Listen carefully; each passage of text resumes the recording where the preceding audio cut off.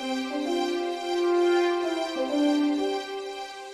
there, I'm Jason. And I'm Joseph. And this is the Infini-TEA, where we spill the tea on Marvel and pop culture. This week we're discussing WandaVision Episode 6, All New Halloween Spooktacular. So let's get into it with the recap. Now, in a late 1990s, early 2000s setting, Wanda wants to spend the boys' first Halloween together as a family, but Vision tells her that he is going to patrol the streets with the neighborhood watch.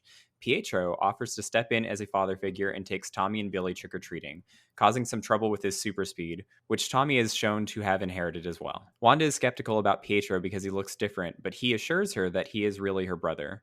He later reveals that he knows Wanda is controlling the town, and he is okay with it. He asks Wanda how she did it, but she says she doesn't know. She only remembers her grief. Meanwhile, Vision explores further away from their house and finds the residents on the further streets of Westview standing frozen in place, including Agnes. Vision speaks to Agnes's real self, and she tells him that he is dead and Wanda is controlling them before Vision restores her to her trance state. During the commercial break, we get an ad for Yo Magic Yogurt. Outside Westview, Hayward is preparing Sword to attack Wanda, but Monica, Darcy, and Jimmy warn him against antagonizing Wanda as it would only make things worse and start a war that they cannot win. The director orders them thrown out of the Sword base for questioning his authority, but they sneak back inside to figure out what he is hiding. They hack into his computer and discover that he has been tracking Vision's vibranium signature. They also find that he has Monica's blood work, which reveals that her cells are changing on a molecular level as a result of going through the boundary twice. Darcy stays behind while Monica and Jimmy go to meet a friend to help Monica get back in the hex. Vision tries to push through the static wall, but he begins to disintegrate. Darcy begs Hayward to help Vision, but he handcuffs her to a car instead. Billy senses that Vision is dying and tells Wanda, who expands the hexagonal static wall. Vision, Darcy, and several Sword agents are enveloped into her reality by the new boundary. So maybe this is how we get our mutants. This is how we do it. Everyone's changing and a change on a genetic level. I mean, technically, it's mutating their bodies. Monica has already gone through that. There was something I caught in my second viewing in the field itself that looked exactly like the logo on her outfit in the comics. Like it was just like a projection in the red noise field that looked like that starburst that's on her chest. So I'm like, all right, maybe that's how. Like, she's gonna get her powers pretty soon. Yeah, I feel like if she goes back in one more time, she's... And we know she is. She's definitely going in. She has to go rescue Darcy, who's gonna be who knows what now. I think anyone in that field possibly might get mutations, and we might get like hundreds of people. If it keeps expanding, then like the birth of mutanthood is coming from New Jersey, where we always knew it would come from. You're not from New York. I'm allowed this opinion. It's okay for me. Obviously, a lot happened. Obviously Hayward is into something, and we don't know what. It was emailed to Jimmy. Did you happen to catch the name on that file? It was cataract. What are cataracts? Things that cloud your vision. They block vision. Dun, dun, dun. So there is stuff going on with all that. It's fascinating. I can't wait to see what this ends up being. Just the fact that he's tracking Vision. Like, Vision is very specifically what Hayward is after. Yeah, so they did something to Vision. They did something to Vision when they had him. It's like they were weaponizing him. Okay, I definitely am down with that now. I don't know if Hayward is the biggest bad of this whole thing, because this episode definitely brought me like to be a little bit less wary of Agnes, because I feel like if this is who she was just as scared as everybody else. You know, like what I was originally starting to conjecture was that Agnes was like a minion of Mephisto and like, you know, like charged with like getting Wanda. And that's why she was scared in the other times. And that's what the thing was, is that she had to do a job. And now that the kids are born, you know, that her job is done. But she still has to like push Wanda to increase her powers more for whatever Mephisto's needs are. So, okay. But her reaction when Vision unclouded her eyes and her mind, like she was just a regular person who was like, hey, you're an Avenger. What's an Avenger? And up until the dead part, like it was just very, very basic. Like she wasn't, she was a victim. She just vibed as a victim. Another one of Wanda's little, you know, like puppets. No one leaves. Wanda won't even let us think about it. Mm-hmm. That's pretty telling. We wondered if maybe like Norm was thinking or referencing a different female, but no, he was definitely talking about Wanda. Yeah, unless it's all a ruse, unless Agnes is like trying to manipulate Vision the same way she was manipulating him about Monica, you know, unless it's all a frame job. and she's still doing the thing, because when she was screaming the whole "you're dead" thing and laughing maniacally, I mean, that was a little off. That was the thing that, like, okay, there's still something. But if you're having a mental breakdown with all this new information, I get that.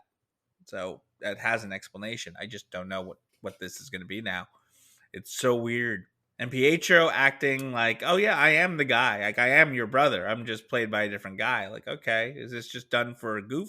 Again, is this like actor drama, or is this, where is this going? Is this still mislead? What's up? As far as I'm concerned, Pietro knows too much to be real. He seems to possess the same kind of self-awareness, maybe even more so than the kids. Yeah. Whatever was kind of giving the kids a little bit of a heads up is what gave him a heads up too. So there's still another force, and we still don't know what started this. So Pietro asked, but she did not give an answer.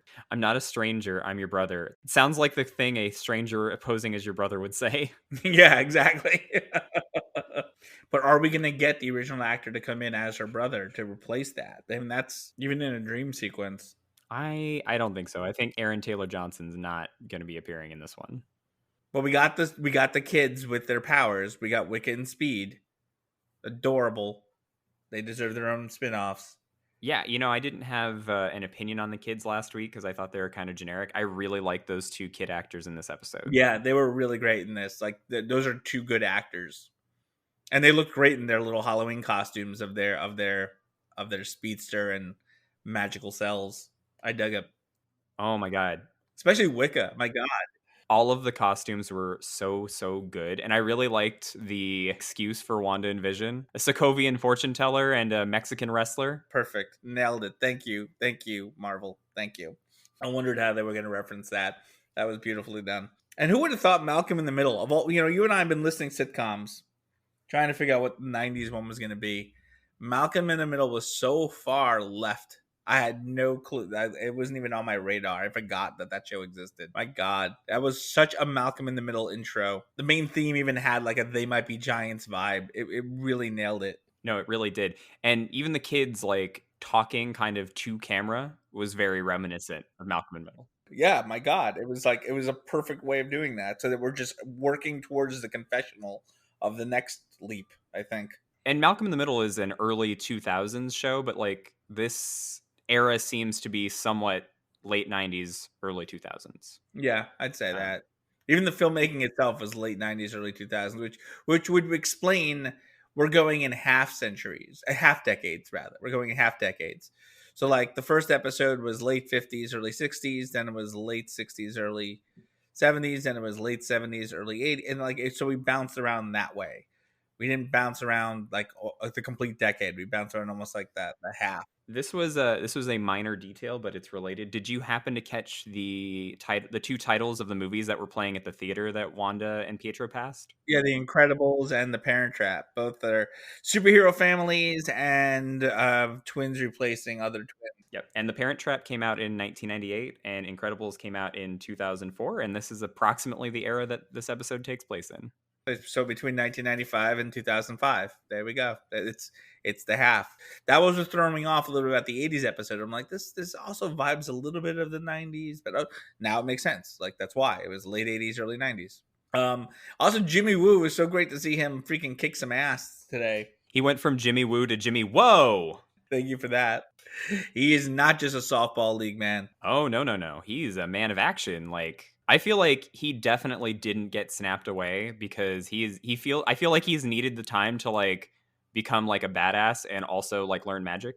Yeah, no, he's been there the whole time dealing with shit. He would have mentioned it. He would have been something like him and Monica would have talked about, and maybe that conversation is still forthcoming. But I feel like he was still here. He's been here the whole time, and they got away, right? They got past the field. Yeah, no, they did. So did Hayward, and the entire time that field was expanding, I was just like, oh, please get Hayward, please get Hayward, please get Hayward. Get him, eat him, devour him, rip him apart, chew him alive. Just want to see him turned into a clown. Yeah, all his poor men. Oh yeah. The entire base is now a circus, literally. It's pretty funny though. No, it was adorable. I just poor fucking Darcy. It's like, come on, you seriously? I hope it turns her into a broke waitress. That would be such a meta reference. Yeah, that would be great.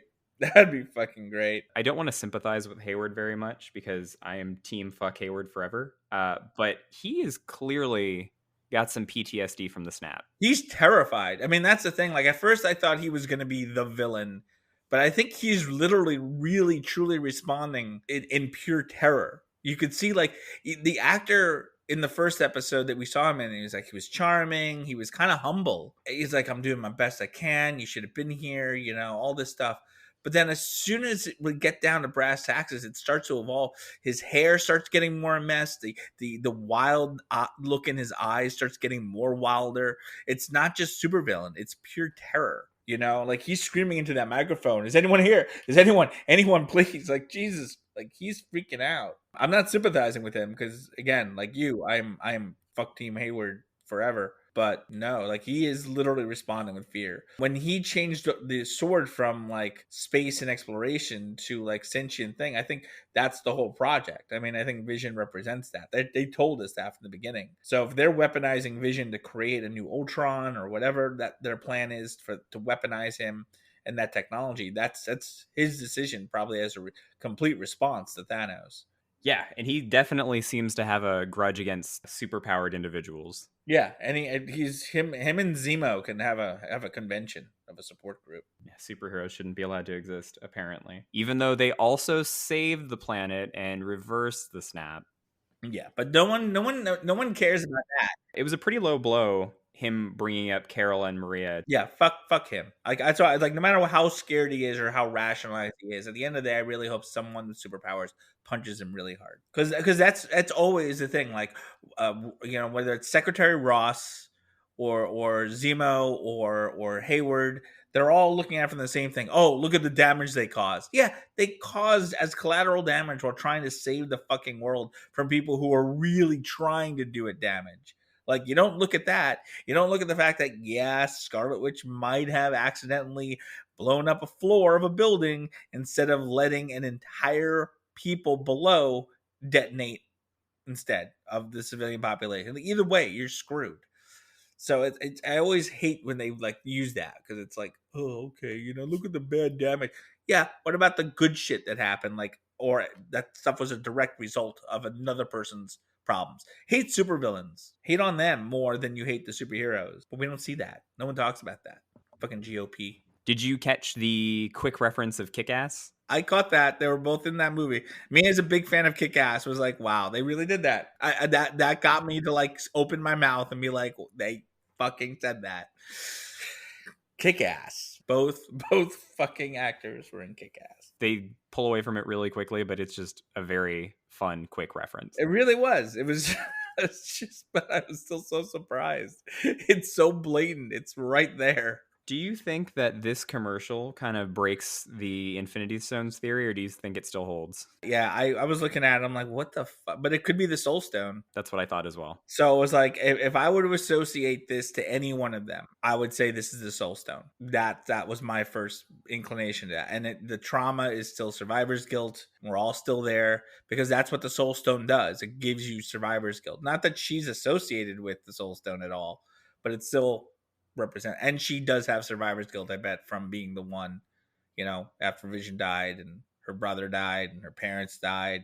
Yeah, life kind of sucks for poor Wanda. I did sort of see a parallel between that kid in the commercial dying because he couldn't break the seal and Vision dying when he tries to break the seal in the episode and exit the force field. Yeah, that was a really rough scene to watch. That Vision's just really trying to help the people. Like, he's still a superhero. He's still trying, but he was just pushing through and dying. All of his parts being ripped apart. Yeah, literally getting torn apart, and all he wanted to do was tell people that the people needed help. Yeah, but I think that proves he is dead. He can't exist outside that realm. He can't. He is still dead. Yeah, I mean, he survived better than I thought he would survive. I legitimately thought he would exit and just topple over. Yeah, well, the field is still there. Like, that's what you saw. That was the whole thing. The field was struggling to keep him inside, and he was struggling to push out. But the field was like, no, you're not allowed to exist out there. So we're just going to extend. We're just going to expand, and we're just going to keep pulling you back, pulling parts of you back, until there was no more. And then he went down, and I think that was like, all right, we're done. you're dead now. And then the field expanded to allow him to exist in it again and repaired him. But he is a dead synthoid.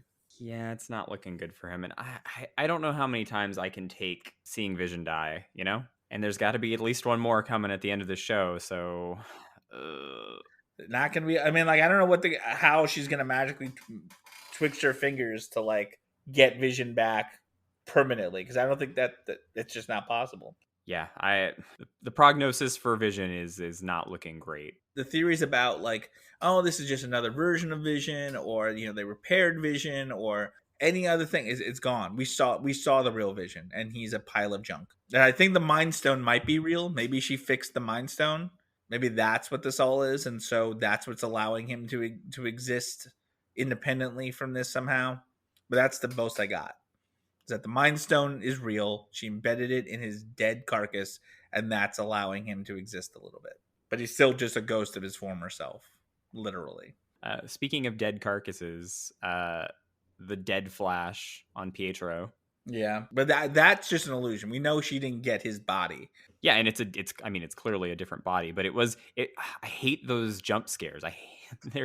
They disturb me every time. Me, I'm used to them because I'm a horror freak. But in this show, they disturb me because you never know when you're not watching an intentional horror movie. You're watching a sitcom, and then that pops up, and you're just like, fucking bastards. He was cute though. I loved Evan Peters in this role. Like he was really the guest star uncle was perfectly. He nailed that role. Oh yeah, no, I mean completely. Like I am so glad that he's in this. Although I don't think this is going to be his permanent inclusion in the Marvel Cinematic Universe. No, I don't think so either. But hopefully we get him at least for a couple more episodes. Do you think that he is secretly an antagonist, or do you think he's just? I think he's just what he was made for. I don't think he's an antagonist, at least self-aware enough to do. He doesn't have enough information. He may work for someone who's the antagonist, and still, like, could be Mephisto, could be Nightmare. Still, it could be Grim Reaper. If it's Grim Reaper, I'd be like, based upon even the thing that you saw in the first episode, it's like, okay, it was there the entire fucking time. It's like that helmet. That's the Grim Reaper's helmet. So they told us in the beginning who was responsible for this. And the more dead people we see coming back to life, the more it could be the Grim Reaper. But before, like last episode, I felt like they were closing down theories. Now this one, I figured reopened up a whole bunch of them again. So now I don't even know. And then I I watched a few more things, and people started mentioning Skrull theories, and that it's a Skrull agent who was the FBI's. I was thinking maybe Hayward was a Skrull. There's a whole lot of Skrull theories. It's like, oh Jesus, I thought we were consolidating. Now we're expanding again because no one knows what the fuck's going on. This felt like the end of the second act, and we have 3 more episodes to go. So that's about right. Because now all the chickens have come on the roost. The everything's in peril. Vision definitively knows that he probably can't leave. Yeah, and so now we have to just solve the last problems, and everyone's going to go in for the final save. Monica's going to meet. We're going to find out who she's talking about. So either it's Reed Richards, or it's one of her Skrull friends that she kept in touch with, or it's someone that I can't think of. Honestly, like, I hope that she just meets up with whoever it is, and it happens to be John Krasinski as Reed Richards. But it can't be, because John Krasinski's already in the show as Jimmy Woo. Have you not seen people reference it's okay? So it's a joke, because in an episode of The Office, Randall Park guest stars for one of Jim's jokes, where he pretends to be Jim. Oh my god! It's been so long since I've seen that episode. I remember now. Holy fucking shit! You're right. I didn't realize that it was fucking Jimmy Woo. Fuck. Damn. Since this show started and Jimmy Woo actually appeared, people on Twitter have been making jokes about how it's so great that John Krasinski is in the Marvel universe. That's fucking hilarious. Oh wow. No, I thank you for explaining that to me. I don't think I would have caught that otherwise. It's been a while since I saw that episode. Yeah, go back and rewatch that scene. It's gold. I love that scene so much. again, it's another thing that they're really hanging a lantern on. Like, oh, she's got a guy. We're gonna go see this guy. This guy's whipped up a thing for her. Like, it's going to be important.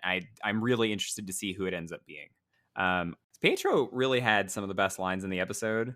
I don't know if he's actually Mephisto, but they definitely want us to kind of think he's Mephisto because twice he referenced hell. He said, "Unleash hell, demon spawns," and he was referring to the kids. And then later in the episode, he was like, "Westview, New Jersey is charming as hell." Yeah, they did give him that kind of demon play thing, but I still think it's a misdirect because they also mentioned nightmares twice in the whole show, in the whole episode, and it's like, okay, well, how much wordplay are we going to play here? Are we constantly going to read into all that wordplay as clues? And that's how dire it is. We're all just screaming for any little bit of clues. And I'm looking in the background and the chaotic noise and looking for patterns. I mean, we're all looking for tiny little bits and screen caps and things now, trying to answer all these questions. We still have 3 more weeks until we know for sure. I thought it was really interesting that he called Wanda out on what she's doing with the town and was just like, "No, it's cool. I'm impressed." Yeah, I mean that's so typical of I think just like the kind of brotherly connection they're supposed to have, and definitely the trickster version of him that we know from the X-Men movies. It's just like, yeah, man, I'm on your side. Like whatever you do, like you do it well. You handle the ethical problems pretty well. You had families stay together, couples together. Everyone's kind of the same person deep down inside. You just have better jobs, better haircuts. You're good. You're doing good. How'd you do it? But she really sent him packing when he made the joke about freaking him dying. Are you afraid your dead husband's gonna die twice? Boom. Like, I am not fucking around with that. I really liked his line. It's a big step from giving people nightmares and shooting red wiggly woos out of your hands. Yeah, that was a great line. She's come a long way. She's very powerful. As they reminded us, she could have defeated Thanos. Going back to the beginning of the episode for a second, I really enjoyed Vision pointing out that there were no other clothes in his closet, so he had to wear this.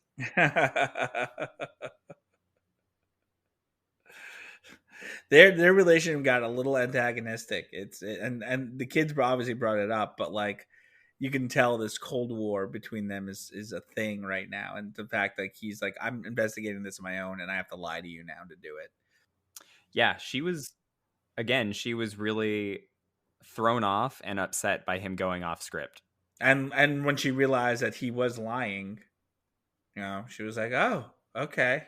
He's so dead when he comes home. Yeah, no, exactly. I mean, if that's what she thought, he definitely was kind of dead at the end of the episode. But she saved him in the way she knew how by expanding that field all the way through. Was it still expanding as the episode ended? I'm not sure if it stopped. It was still a hexagon, though. Did you read the or hear the theory about the whole Kree? No.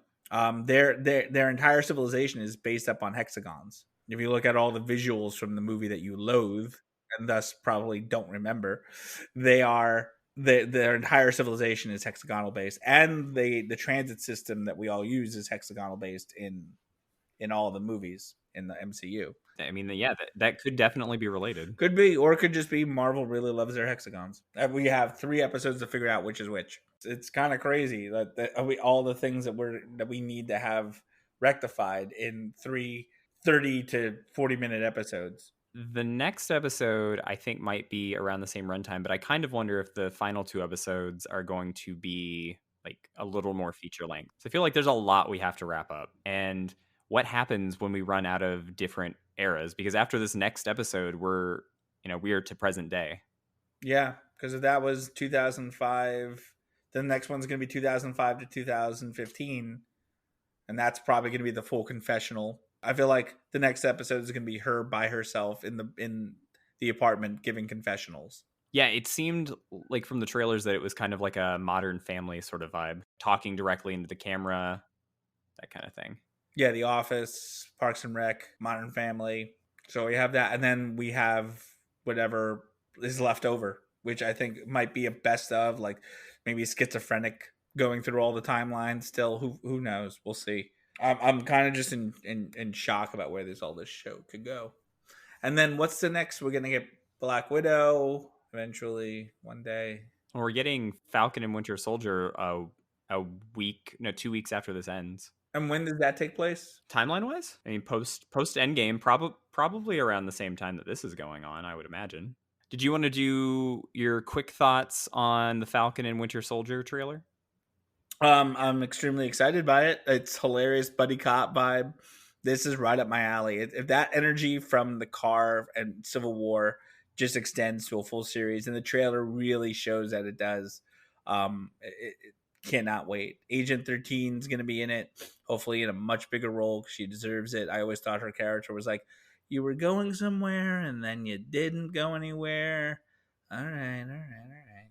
But yeah, looks like she's in it. So I just want them all to just have a great time shooting. It looks fun as fuck. So I'm down with it.